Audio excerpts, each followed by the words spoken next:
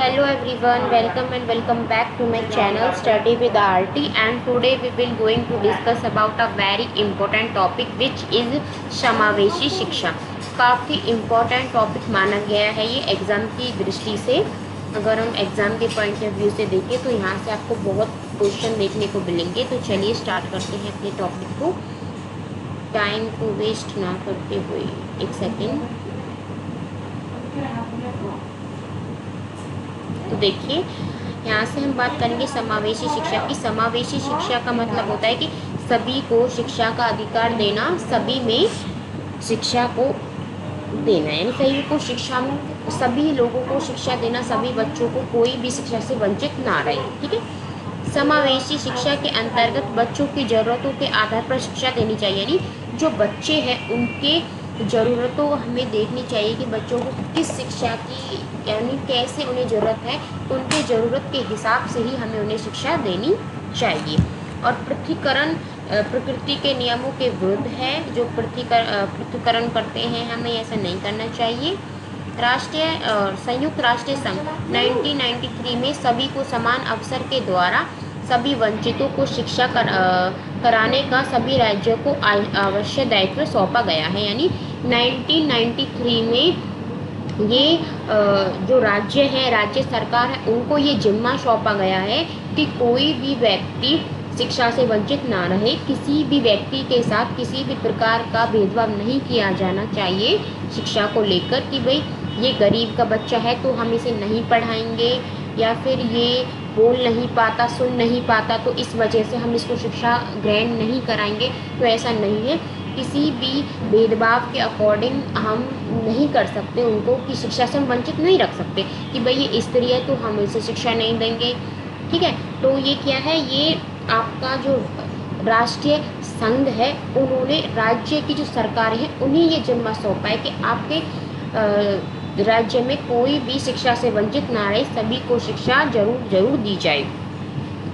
अब बात करते हैं संविधान के 86वें संशोधन के अनुसार भारत में 6 से 14 वर्ष की आयु के बालकों को निःशुल्क शिक्षा का अधिकार प्राप्त है। यानी जो आपका संविधान का 86वां संशोधन है, 86, जो आर्टिकल तो नहीं, संशोधन, मुझे नहीं पता इंग्लिश में संशोधन को क्या कहते हैं, उसके अनुसार ये कहा गया है कि भारत में 6 से लेकर 14 वर्ष की जो आयु वाले बच्चे हैं उनको फ्री में शिक्षा दी जाए, और जो डिसेबल है, यानी जिनमें किसी भी प्रकार की अक्षमता है, उन बच्चों को 6 से लेकर 18 साल तक फ्री में शिक्षा दी जाए। ये क्यों किया जाता है फ्री में शिक्षा का? ताकि कोई भी बच्चा मतलब अशिक्षित ना रहे, है ना, कि वो इतना तो पढ़ ले कि वो किसी कंपनी में जाके कुछ ना कुछ काम करे। क्योंकि अब जो लोहे कूटने वाली कंपनियां होती हैं उसमें भी थोड़ा बहुत पढ़ा लिखा इंसान ही लिया जाता है, कि उसे इतना तो नॉलेज हो कि जो उसे सैलरी मिल रही है वो प्रॉपर मिल रही है। नहीं, अगर उससे काम कराया जा रहा है 5,000 का, तो वो उतना समक्ष हो कि उसे 5,000 रुपये पता हो कि 5,000 रुपये कितने होते हैं, ताकि वो अपनी सैलरी को तो ले सके। तो इसीलिए जो संविधान में ये 86वां संशोधन हुआ है कि भाई भारत के 6 से लेकर 14 वर्ष की आयु वाले बच्चों को फ्री में शिक्षा दी जाए, ताकि जो गरीब परिवार वाले हैं वो भी अपने बच्चों को स्कूल भेजें, गरीब परिवार वाले बच्चों को भी शिक्षा मिले। ठीक है। अब हम बात करेंगे अक्षमता के प्रकार। जो हमें डिसेबिलिटीज़ देखने को मिलती है बच्चों में, किस किस प्रकार की डिसेबिलिटीज़ होती है, उनके बारे में हम एक एक करके पढ़ेंगे। यस, तो देखिए यहाँ पे ये प्रकार दिए गए हैं। इनसे अलग और भी प्रकार हैं। देखिए जैसे कि दृष्टि क्षमता, श्रवण की अक्षमता, मानसिक अक्षमता, और आपका गामक अक्षमता, और आपका अधिगम अक्षमता। ठीक है। ये डिसेबिलिटीज़ के प्रकार हैं। जो डिसेबिलिटीज़ हमें बच्चों में देखने को मिलती है, डिसेबिलिटी बोल सकते हो आप। अधिगम अक्षमता के प्रकार। अधिगम यानी लर्निंग डिसेबिलिटीज। ठीक है। तो सबसे पहले हम इस 5th वाले पॉइंट को देखेंगे। जो लर्निंग डिसेबिलिटी होती है उसमें क्या होता है। यस, तो देखिए सबसे फर्स्ट है डिसलेक्सिया। तो डिसलेक्सिया को हिंदी में भी डिसलेक्सिया बोलते हैं, इंग्लिश में भी। ठीक है। तो डिसलेक्सिया क्या है? डिसलेक्सिया एक व्यापक शब्द है जिसका संबंध पठन विकास से है। ठीक है। जब बच्चों को पढ़ने में कठिनाई होती है तो हम कह सकते हैं कि बच्चे को डिसलेक्सिया है। ठीक है। पढ़ने में कठिनाई होती है। ई ए कै में विभेद नहीं कर पाता। जो बच्चा है उसे लगता है जो ये छोटी इमली है और ये जो कै कबूतर है वो दोनों सेम है। उसे ये नहीं पता चलता कि कहाँ पर मुझे ये कै कबूतर यूज़ करना है, कहाँ पर मुझे ई से इमली यूज़ करनी है। उसमें वो विभेद नहीं कर पाता। सा और वॉज न्यूक्लियर और अनक्लियर में अंतर नहीं समझ पाता। उसे लगता है कि जो मैंने सा लिखा है वो वॉज है, जो वॉज है वो सा, यानी उसे अभी अंतर नहीं पता। अगर हमने किसी पेपर पर ऐसे बच्चे को सा हम लिख के दे देते हैं SAW और बच्चे से बोलें कि ये क्या है, तो उसे नहीं, मतलब उसे समझ में नहीं आएगा कि ये सा लिख रहा है, वो क्या इसे वॉज पढ़ते। ठीक है। और जैसे कि अब हम गॉड लिख दें बच्चे की कॉपी पे और बोले कि बताओ ये क्या लिखा है, तो ये इसे भी नहीं पढ़ पाएगा। उसे लगेगा कि ये डॉग लिख रहा है। मतलब कि ऐसे जो सेम सेम से शब्द होते हैं उसमें बच्चा डिफरेंस नहीं कर पाता। जैसे कि आपने एक मूवी देखी होगी तारे ज़मीन पर, जिसमें वो ईशान रस्तोगी कुछ करके लड़के का नाम होता है, उसको यही बीमारी होती है डिसलेक्सिया।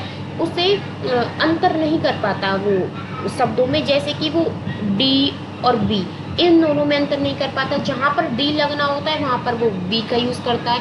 आपने वो मूवी अगर देखी होगी तो आप इजीली इस डिसलेक्सिया बीमारी को समझ जाओगे कि पढ़ने में विकार हो रहा है। हम लेटर्स में अंतर नहीं कर पा रहे हैं कि कौन सा लेटर कब आएगा, कौन सा कब आएगा। लेटर्स रिवर्स कर देना पढ़ना इतना नहीं, हम लेटर को रिवर्स कर देते हैं। जैसा भी मैंने बताया कि जहाँ पर बी आना है वहाँ पर डी कर देते हैं, जहाँ पर डी आना है वहाँ पर बी कर देते हैं। जब पढ़ने में कठिनाई होती है तो लिखने में भी त्रुटि हो सकती है। जब आप अच्छे से पढ़ नहीं पा रहे हो तो उस टॉपिक को आप लिखोगे कैसे? ऑब्वियसली बात है, जब आप गलत पढ़ोगे तो आप उसे गलत ही लिखोगे।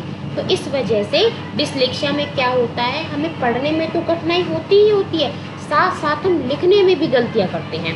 तो आई होप आपको डिसलेक्सिया वाला टॉपिक अच्छे से समझ में आया होगा। काफ़ी इम्पोर्टेंट है, यहाँ से क्वेश्चन जरूर बनता है। यस, अब बात करते हैं सेकंड जो कि अप्रेक्सिया। अप्रेक्सिया में क्या होता है, यह एक शारीरिक विकार होता है जिसके कारण व्यक्ति मांसपेशियों के संचालन से संबंधित सूक्ष्म गतिक कौशल जैसे लिखने, चलने, टहलने, बोलने में निपुण नहीं होते। इसमें क्या होता है, इसमें शारीरिक विकार होता है, यानी शरीर में कुछ हमारी डिसेबिलिटीज़ होती हैं जो आपके सूक्ष्म गतिक कौशल होते हैं। सूक्ष्म गतिक कौशल मतलब कि आपका फाइन। ठीक है, जब हमने अपनी पहली क्लास पढ़ी थी तो हमने उसमें एक GF करके पढ़ा था कि ग्रॉस मोटर और फाइन मोटर स्किल्स। तो जो हमारा विकास होता है वो G to F होता है, यानी gross motor to fine motor. तो इसमें जो हमारी फाइन मोटर स्किल्स है वो डेवलप नहीं हो पाती। और फाइन मोटर स्किल्स कौन सी होती है, जैसे कि हमारी हाथों की मांसपेशियाँ, जो उंगलियाँ होती हैं। तो इस वजह से बच्चा लिख नहीं पाता, क्योंकि लिखेगा तो अपनी फिंगर्स की मदद से।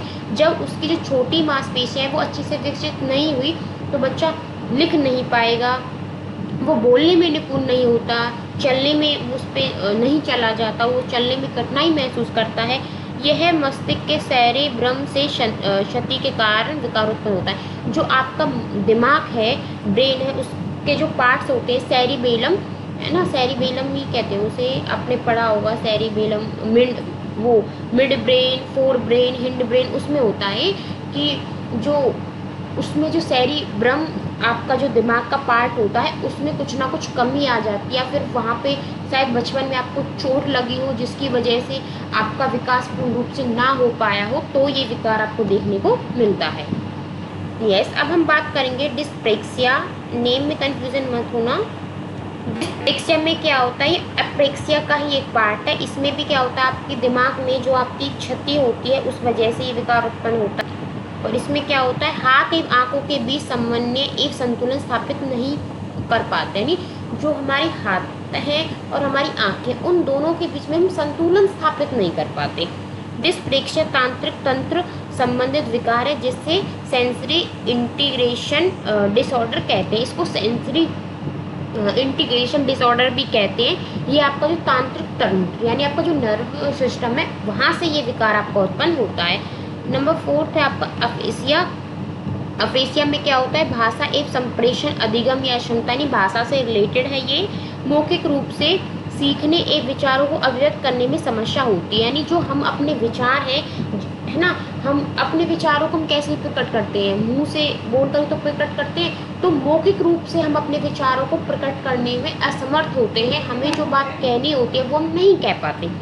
मस्तिष्क में किसी प्रकार की क्षति के कारण जब हमारे दिमाग में चोट लगती है तो उसके कारण ये विकार हमारा उत्पन्न होता है।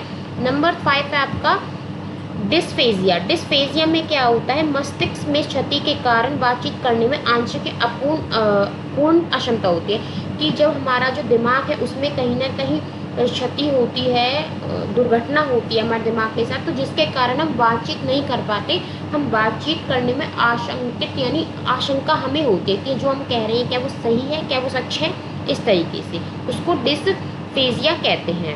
अब नेक्स्ट की बात करें तो वो एलेक्सिया होता है। एलेक्सिया में क्या होता है, इसमें भी आपका मस्तिष्क में क्षति के कारण पढ़ने में क्षमता, आप पढ़ नहीं पाते, दिमाग में आपको चोट लगी है। इसे शब्द अंधता या पाठ अंधता या विजुअल एफेसिया भी कहते हैं, यानी आप देख नहीं पाते, आप पढ़ नहीं पाते। ठीक है, आप कब नहीं पढ़ पाते, आप उसे अच्छे से देख नहीं पाते, जब आप उसे अच्छे से देखेंगे नहीं तो आप पढ़ेंगे कैसे, तो उस वजह से आप इसे विजुअल एफेसिया भी कह सकते हैं। यह अर्जित डिसलेक्सिया है। एलेक्सिया के कारण अफेजिया एवं डिस्ग्राफिया जैसी अधिगम अक्षमता होने की संभावना है, किंतु प्रत्येक स्थिति में संभव नहीं है। अगर आपको एलेक्सिया हो रहा है तो आपको अफेसिया भी होगा, आपको डिस्ग्राफिया भी होगा, यानी ये जो बीमारियां हैं, ये जो अक्षमताएं हैं वो भी आपको होना संभव है। ऐसा नहीं है कि हर स्थिति में हो, बट कहीं ना कहीं ये आपको होंगी जरूर। तो आज की क्लास को हम यहीं पे ख़त्म करते हैं। नेक्स्ट क्लास में मिलेंगे आपकी नेक्स्ट अक्षमताओं के बारे में, कुछ डिसेबिलिटीज़ हमारी रह गई हैं उन्हें हम पढ़ेंगे नेक्स्ट क्लास में। और वीडियो पसंद आई तो वीडियो को लाइक कर देना, चैनल को सब्सक्राइब कर देना। Then thank you and bye.